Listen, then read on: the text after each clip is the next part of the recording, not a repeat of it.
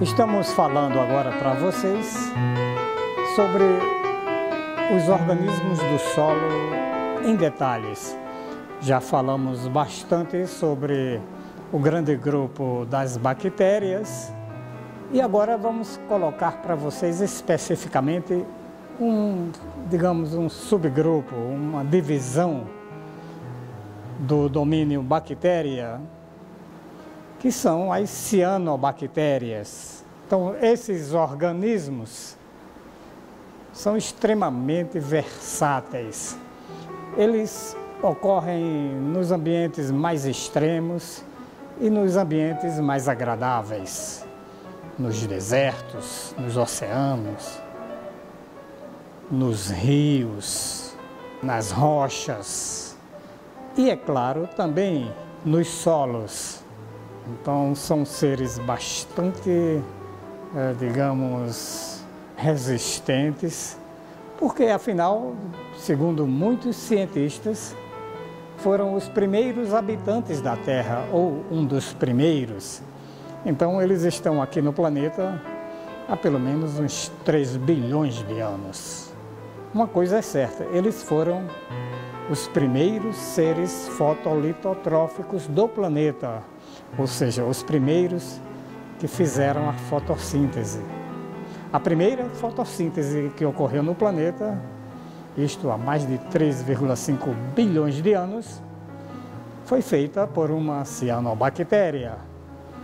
Então, logicamente, eles foram se adaptando às mais variadas condições de acordo com a evolução do planeta, as transformações, os diversos episódios de extinção em massa ocorreram, mas sempre se mantiveram essas cianobactérias atuando independentemente dessas mudanças drásticas que ocorreram com o passar do tempo. É um grupo de bactérias pertencente à divisão B. Possui apenas organismos fotossintetizantes que apresentam a clorofila A, com exceção desse grupo Procloron, que também apresenta a clorofila B. Dentro do grupo das bactérias é um grupo bastante diferenciado, aliás, diversificado, variando desde formas unicelulares até formas complexas, filamentosas e heterocísticas. Então, são seres realmente muito,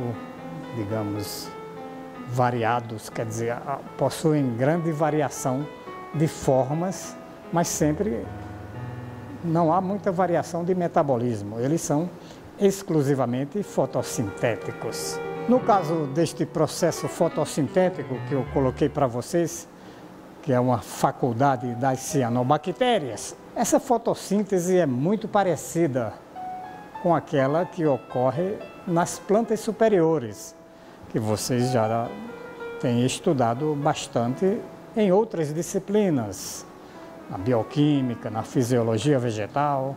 A gente sempre vê essa questão da fotossíntese nas plantas, que é praticamente igual a que acontece com as cianobactérias. Mas muitas cianobactérias, além de fazerem fotossíntese, elas também fazem um processo muito importante na natureza e nos ecossistemas agrícolas, que se chama fixação biológica do nitrogênio atmosférico. Então, elas podem fazer isso livremente na natureza ou em simbiose com outras espécies, no caso botânicas, no caso de uma espécie botânica, com a planta inferior chamada azola. Ou pode fazer simbiose até com seres menos evoluídos, como os fungos, formando o que nós chamamos líquens. Elas são realmente muito importantes por esses aspectos, não só por fazerem fotossíntese, mas também por atuarem neste importantíssimo processo natural, que é a fixação biológica do nitrogênio atmosférico.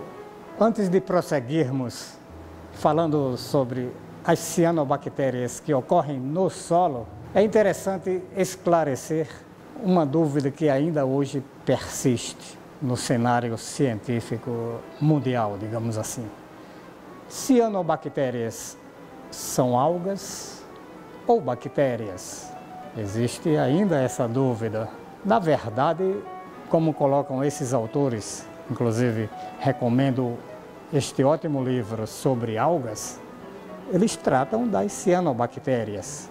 Inclusive, eles chamam as cianobactérias de algas azuis, mas como eles mesmos colocam aqui, elas na verdade são seres procarióticos.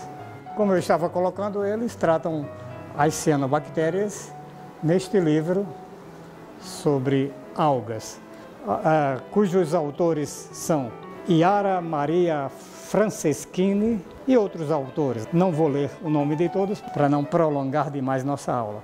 Então eles colocam aqui que as cianobactérias foram os primeiros seres que fizeram, como eu havia adiantado, a fotossíntese oxigênica. Isto, no caso dessa informação deste livro, há aproximadamente 2,5 bilhões de anos. Então mudaram com esse processo toda a atmosfera do planeta, permitindo posteriormente, ao longo de bilhões e milhões de anos, a evolução das espécies e toda essa diversidade que nós temos hoje.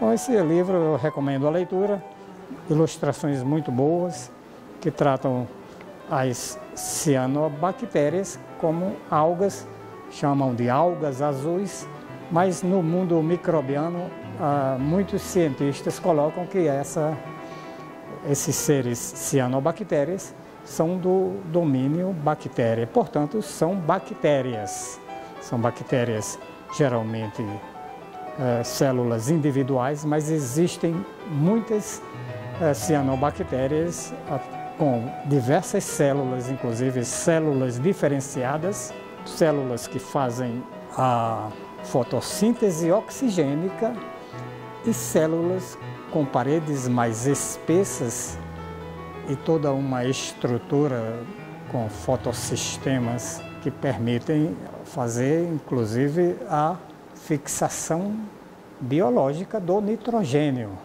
porque nessas células não existe evolução de oxigênio devido à falta de um desses fotossistemas, como a gente comenta em alguns vídeos do nosso canal. Aqui temos diversas ilustrações das cianobactérias. Para quem quiser ter uma visão mais profunda, um conhecimento mais detalhado desses seres fabulosos, recomendo então a leitura deste livro. Então, continuando aqui, pessoal, eu lembro que isso é só um resumo, porque eu pedi que vocês visualizassem os vídeos sobre este assunto também, que estão no meu canal. Lá nos vídeos eu falo sobre essa questão dos fotossistemas, das células diferenciadas, que são os heterocistos, onde temos a ocorrência desse processo da fixação biológica do nitrogênio atmosférico. Então eu enfatizo aqui que não são todas as cianobactérias que fazem os dois processos. Apenas algumas, no grande grupo, hoje existem mais de 2.000 espécies catalogadas. Então, desse grande grupo de cianobactérias, algumas fazem esse processo, mas todas elas fazem a chamada fotossíntese oxigênica. Então, essa fotossíntese que as bactérias do grupo das cianobactérias fazem é praticamente igual àquela que ocorre nas plantas superiores. Vocês já estudaram isto em bioquímica. Então, o CO2 da atmosfera entra, no caso das plantas pelo mesófilo foliar, mas no caso aqui das cianobactérias, esse CO2 penetra nas células que são porosas, acredita-se que seja em nível de membranas celulares, onde todo o processo ocorre. Então, entra o CO2, ele circula através desse ciclo de Calvin, transformando-se nos diversos processos parciais até formar os açúcares.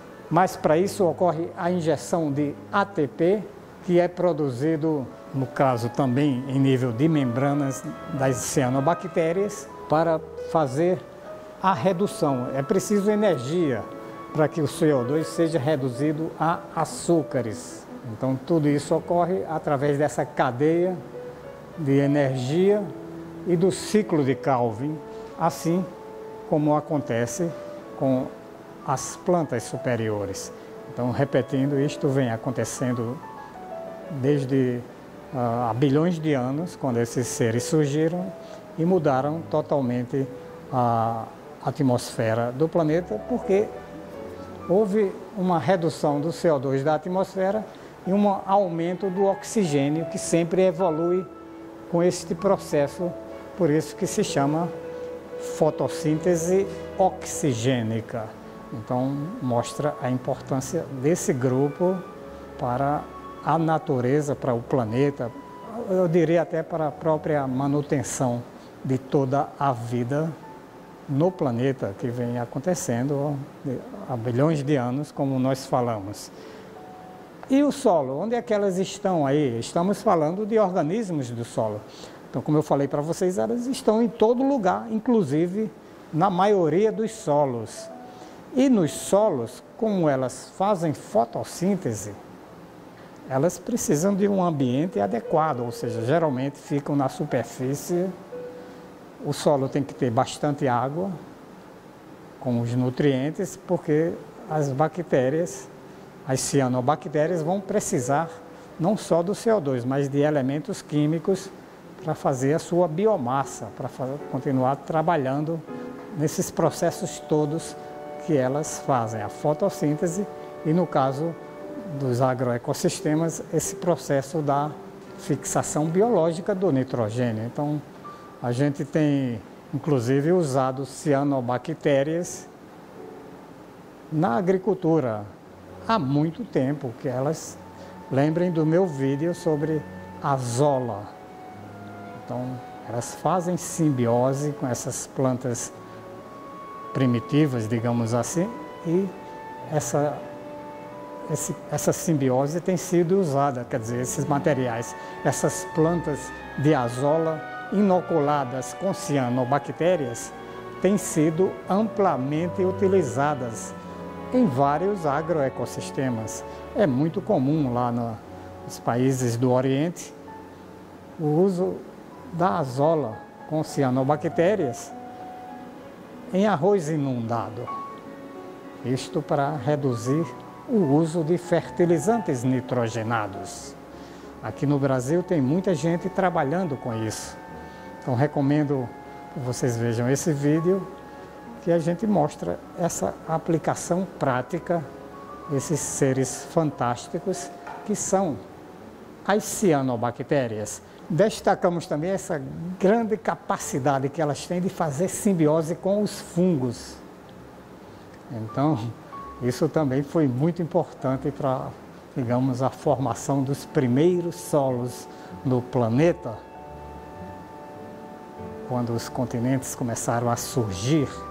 Lembremos que no início era só água, água e água em todas as partes da Terra, mas começaram a surgir as partes terrestres, que eram rochas. Então essas bactérias em simbiose com os fungos, essas cianobactérias formaram os líquens. E esses líquens foram colonizando as rochas e formaram os primeiros solos. E elas vêm atuando assim ainda hoje, claro, existem muitas formações rochosas. Onde tem rocha e nesta rocha haja água estagnada, certamente vão se formar esses líquens, porque os fungos vão estar por aí também. Então isso vem acontecendo e sempre vai acontecer no planeta. essa atuação conjunta de cianobactérias e fungos, formando os solos da Terra. Aqui, só para finalizar, a gente vai mostrar para vocês algumas células de cianobactérias para que vocês tenham uma visão mais completa deste assunto. Então, essa fotografia mostra uma cianobactéria do gênero Anabena. Então, vejam que ela até foge do conceito de bactérias. Nós falamos que bactérias são são células individuais do reino Monera, né? Então esse conceito foi colocado no início da aula de hoje, mas aqui a gente vê uma cianobactéria que é uma bactéria, mas nesse caso elas são formadas por diversas células. Aqui são as células vegetativas e aqui são aquelas células que eu falei para vocês, os heterocistos. Então, aqui nessas células normais vegetativas, que nós chamamos, elas fazem a fotossíntese oxigênica. E aqui, nos heterocistos, é onde ocorre o processo da fixação biológica do nitrogênio atmosférico. Outras fotografias de cianobactérias, vejo que há uma grande diversidade de formas. Aqui só destacando esta também porque é outra cianobactéria, outro tipo de Anabena, agora também com as células diferenciadas, as vegetativas e os heterocistos. Outras cianobactérias. E com esta última fotografia finalizamos a nossa aula. Aqui nós aproveitamos inclusive para fazer essa abordagem mais geral, né, que vocês viram, essa questão ecológica, global, essa questão dessa controvérsia que existe, se são algas ou bactérias. Então, eu acho que com esta aula vocês ficaram com uma visão bastante completa. Recomendo que visualizem os outros vídeos do meu canal sobre este assunto, para que vocês fiquem com um conhecimento completo e sólido sobre esse importante assunto, sempre focando, é claro, no sistema solo, no sistema solo-planta, que é o foco da nossa disciplina. Então era isso que eu tinha para hoje. Vejo vocês então na próxima aula. Obrigado e obrigado você, internauta, por assistir este vídeo até aqui. Tchau.